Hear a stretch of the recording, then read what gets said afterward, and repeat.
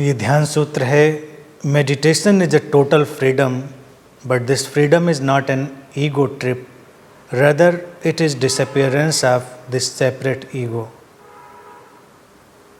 अर्थात ध्यान परिपूर्ण स्वतंत्रता है, लेकिन ये स्वतंत्रता अहंकार की कोई यात्रा नहीं है, बल्कि ये उस अलग थलग अहंकार के विदा हो जाने की प्रक्रिया है।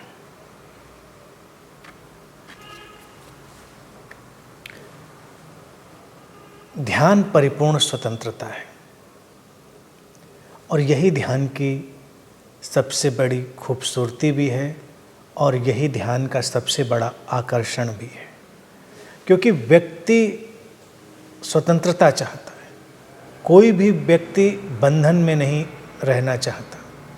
स्वतंत्रता किसी भी तल की हो, वह हमेशा आकर्षक होती है।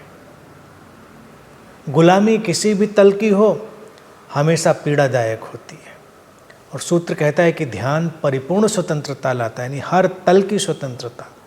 और हर तल की स्वतंत्रता तभी आती है जब हम हर तल पर गहरी समझ का उपयोग करते हैं। सूत्र कहता है कि ये स्वतंत्रता अहंकार की कोई यात्रा नहीं है, बल्कि ये उस अलग थलग अहंकार के जो होने का ढंग है, उसका विदा हो जाना है।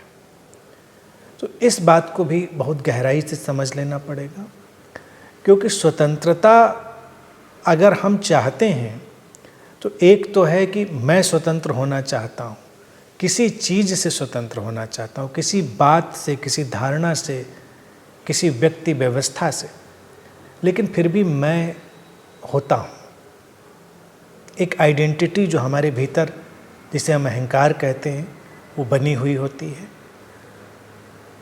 जब वही तलाश करती है उस स्वतंत्रता की, तो वो परिपूर्ण नहीं होती, क्योंकि वो आइडेंटिटी ही अपने आप में एक बंधन है। तो यहाँ पर उस अहंकार को हमें समझ लेना पड़ेगा, उस ईगो को। यानी कि ईगो के दो रूप हैं।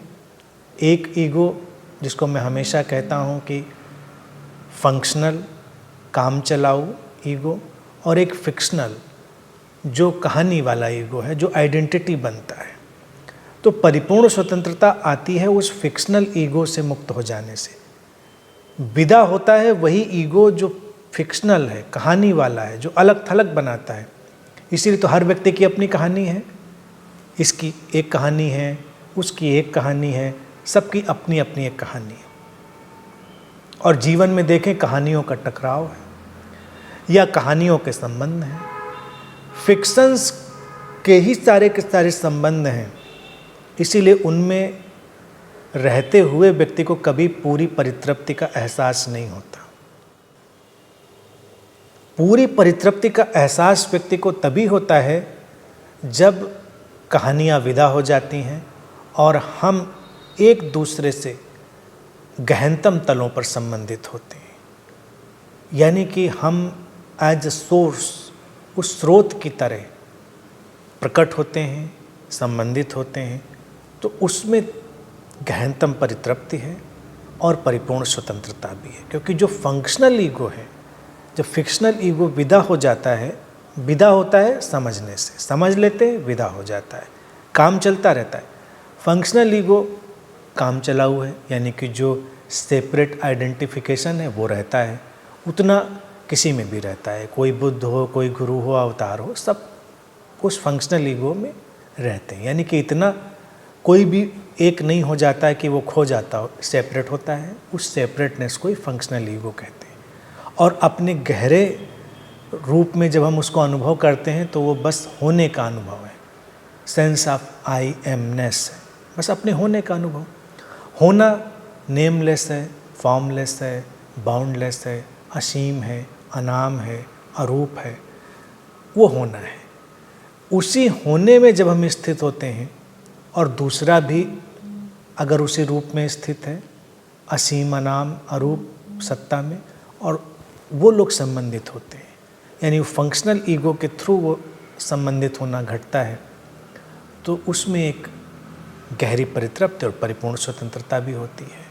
फिर जब ये फिक्शनल ईगो से हटकर हम फंक्शनल में आए, यानी डिसअपियरेंस ऑफ जो सेपरेट ईगो की बात थी, तो वो यही है, फिक्शनल का विदा हो जाना।